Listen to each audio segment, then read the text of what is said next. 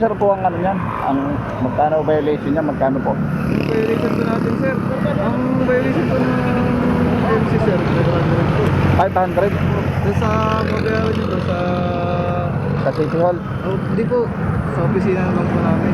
Saan ka po opisina niyo, sir? Pasig. Ah, sa Pasig pa, malayo pala. Pero makukuha ko rin yan ngayon, sir. Pwede kong puntahan yan ngayon. Bayaran ko rin. Ah, pwede rin yan sa GCash bayaran. Hindi po kasi Ah, talagang pupunta ako sa Pasig. Opo. Saan, sir, yung opisina niyo dun sa Pasig, sir? sa may Julio Vargas po. Sa may Julio Vargas. Ah, Julia Vargas. Apo.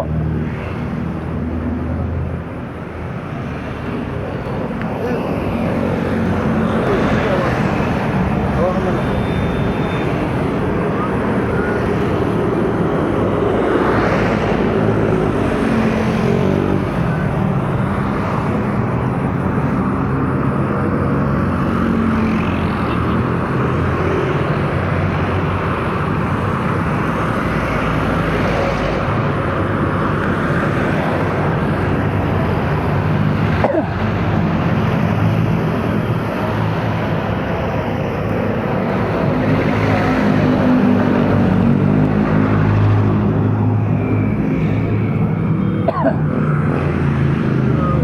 Ah, Matigitan tayo, sir, ha? Apo. 500 pesos motorcycle lane po, ha? Opo, sir. Bayaran na lang natin, sir, sa bike center. Sa Bayad Center, pwede Oo, po ito? pwede po, sir. Ah, sige po, sige po. Basta pakita ko lang yung Yung ticket po, ticket ano? lang po. Opo.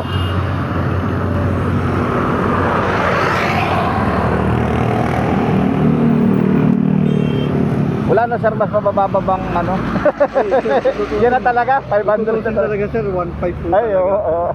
Binabahan ko lang kasi Apo. kung tutusin, wala naman po kaming Apo. porsyento sa ticket, eh. Bumabiyahe lang ako, sir, Lalamove.